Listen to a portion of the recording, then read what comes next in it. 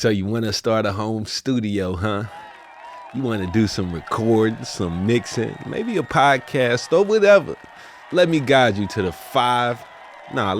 6 home studio components.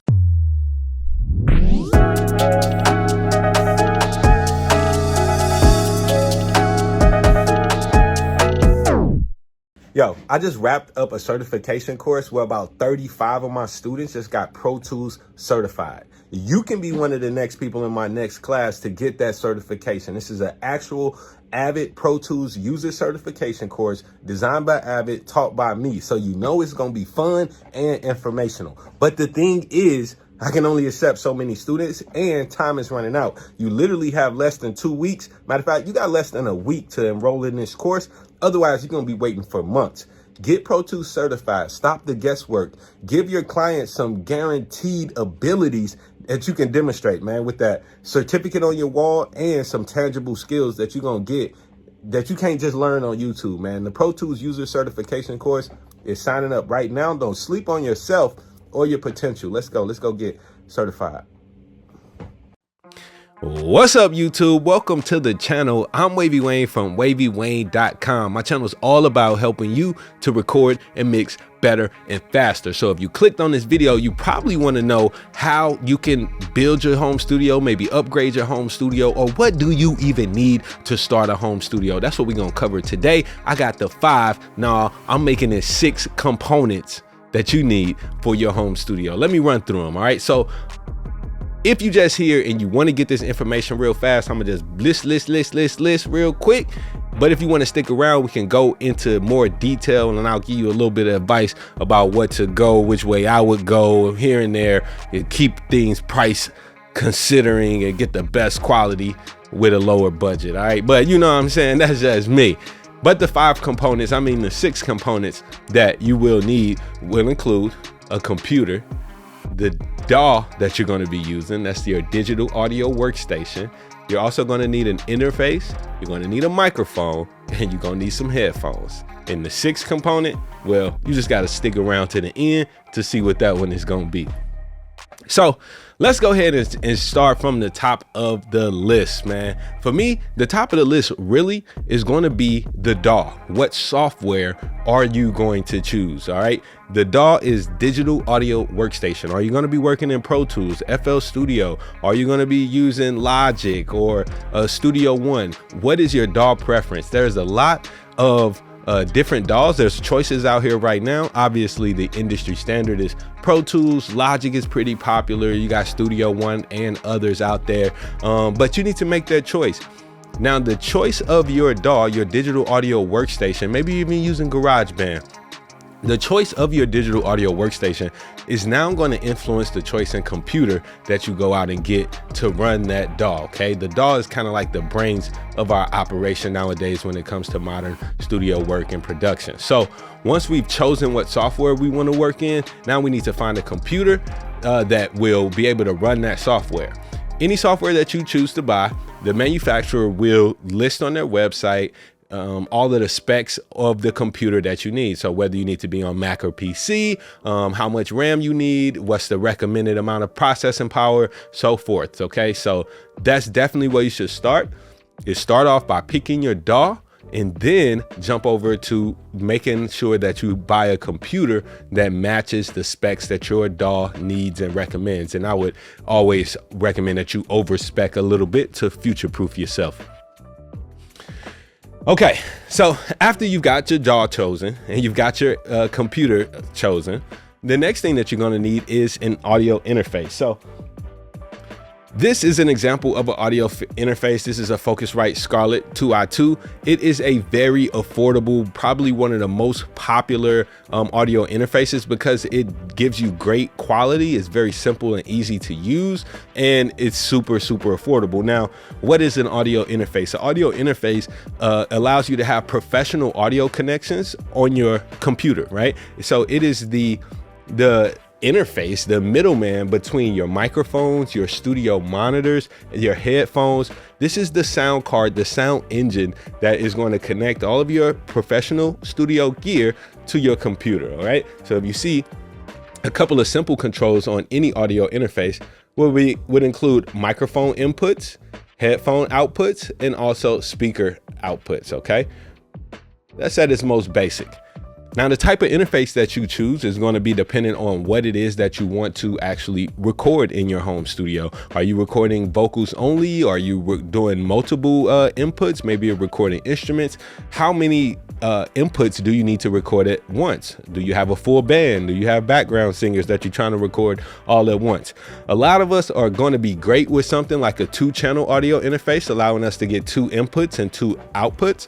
But some of us may require a more complex setup. So if that's you, make sure that you choose your audio interface partially on the amount of inputs and outputs that it has. That's going to determine how much you can use it, right? And that is going to actually fit your needs in the studio.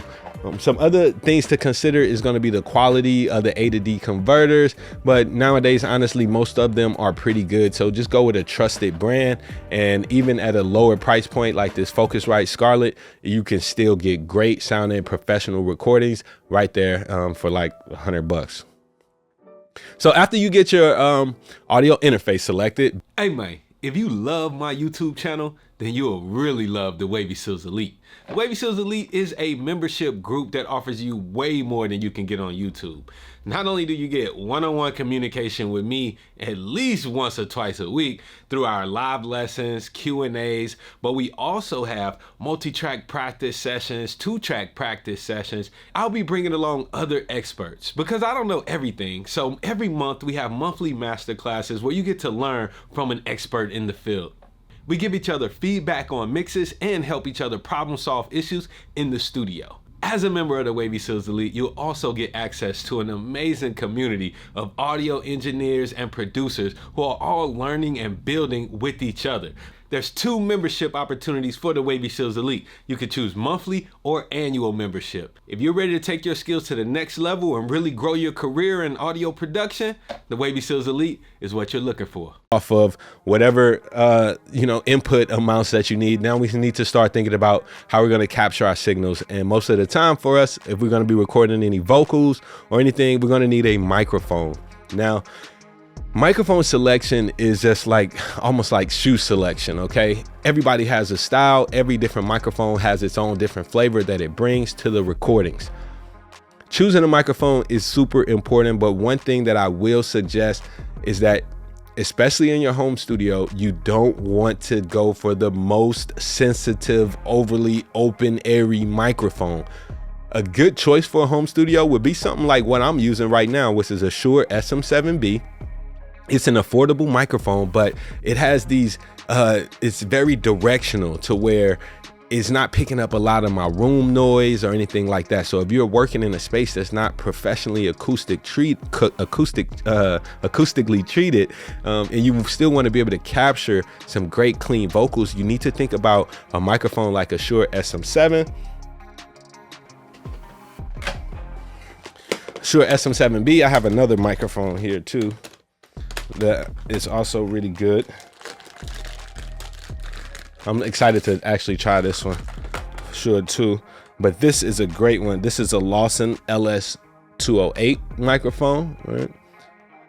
But these type of microphones that kind of have noise canceling capabilities, and RE20 would be another great choice of a microphone, especially if you are recording in a space where there's minimal acoustic treatment. You want to stop all that room reflection. These type of microphones, SM7B, the RM20, and this Lawson Audio 208, those are great choices for recording in a home studio environment. Now, yes, there are plenty of other microphones, yes, there are plenty of other microphones that you could choose from. Large diaphragm condensers, there are some that are great and they will get you great sound. So I'm just telling you what I recommend starting out for the best possible cleanest sound. And another thing that you're going to need is going to be headphones.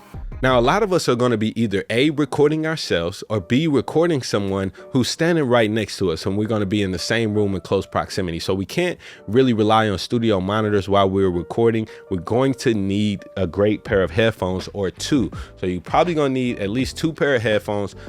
a pair of headphones that I recommend always are going to be closed back headphones. Okay, these WAVY1 studio headphones are closed back. They offer 33.4 dB of attenuation, meaning that once I put them on, I'm blocking sound from escaping, getting into my microphone, but I'm also, if I'm the engineer that I'm in the room, I'm stopping sound from escaping out of the headphones, getting back into the artist microphone. So, and I can also hear what's being recorded on top of, even though I'm in the same room as they're singing or rapping, I can hear what's being recorded coming from my DAW and hear the music. So a pair of closed back headphones with some isolating properties will definitely help you out in your home studio situation. I'm glad that you made it to this point in the video. So I will drop y'all my 6th thing that you might need to start up your home studio. And that is going to be some type of isolation, man. So I did say that if you're going to use a microphone, you should use like one of these kind of more very directional microphones like a SM7B or RE20. But if you choose to use a different type of microphone, like a large diaphragm condenser microphone or a tube microphone or something, those are great too. And I definitely know that you can get great sounds. A couple of tricks so that you don't have to fully isolate your room would be to use something like the Altron PF8, something like these little foam things. They just go right over the microphone, got a little pop filter on it, and allow you to basically filter out the room. It cancels out the noise factor of the room, the atmospheric noise in the room, and allows you to get good, clean, direct signals. Using something like this though can make your vocals a little small and feel tight and constricted. So there's other options that include something like one of these, right? So this would be like a microphone vocal shield. This one particularly is called the Vocal Shield 1. You put this right behind your microphone and it'll stop those reflections from bouncing back in the wall and moving around the room and getting hitting the microphone too. So these are 2 great options. Instead of having to treat your whole room, especially if you're in a bedroom, living room setting or something like that, some of this stuff can get pretty crazy. And this is way more portable to be able to just pop up an Altron PF8, a Chaotica Eyeball. There's a few other companies that have these type of devices, and there's plenty of these little shield things that you can find pretty much everywhere. So that's my list of the top 6 things that you need to start up your home studio, man. Let me know down in the comments what else we need besides cables. But that's really it, man. Once you get there, you should be good to go. I'm Wavy Wayne from WavyWayne.com. If you are new to the channel, please consider subscribing. I got way more game for you than that. Check out the website too, where you can find some tools to help you record and mix better and faster, and pick up a couple pair of the WAVY1 Studio isolating headphones, baby. Be dope.